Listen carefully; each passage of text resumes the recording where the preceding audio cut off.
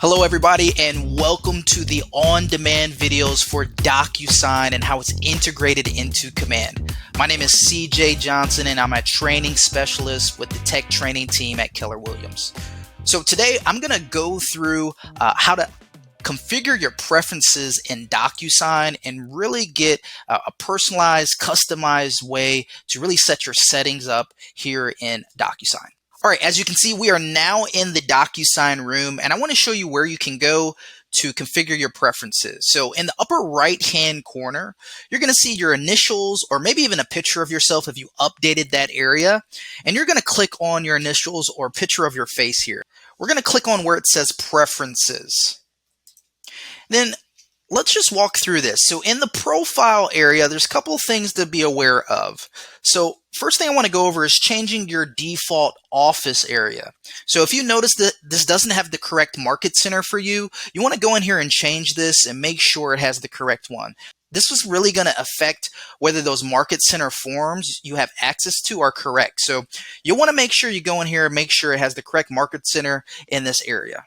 All right, let's go ahead and go down to the notifications area here. So if you haven't noticed already, DocuSign is very, very email happy.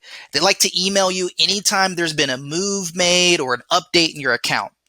So you can come in here and uncheck any notifications that you don't want or that you want to leave, anything that you prefer. Now, a big thing I want to point out is the daily digest emails. If you have these on, these emails are going to recap anything that you've done in DocuSign the past 24 hours.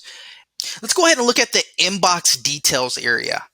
So in this area, you might see your name, but it might have a lot of weird numbers behind it in the inbox email area. So this is where you can change your unique DocuSign emails to something more simple or catchy so that you remember it yourself and that other people can remember it when you're sending this out, letting them know what your DocuSign email is. As you can see, I changed mine to CJ the Tech Guy. You can change it to whatever is going to fit your business best. Maybe you have a business slogan. You can add that in the inbox email area. This is also a great area to see what your DocuSign email is as well. All right, our last area here at the bottom, integrations. Let's talk about this area. So if you do need to add or change your NRDS ID or NERDS ID number, this is where you can do so.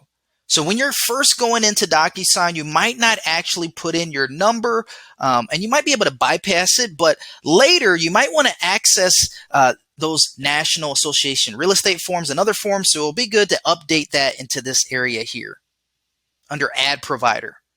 All right, so that's going to wrap up this preferences area. It's a really quick area to explore, update, but really important as you're making this DocuSign account unique for you. Thank you for joining us for this on-demand video for DocuSign. If you have any other questions, comments, concerns, you can email our tech training team at learncommand@kw.com.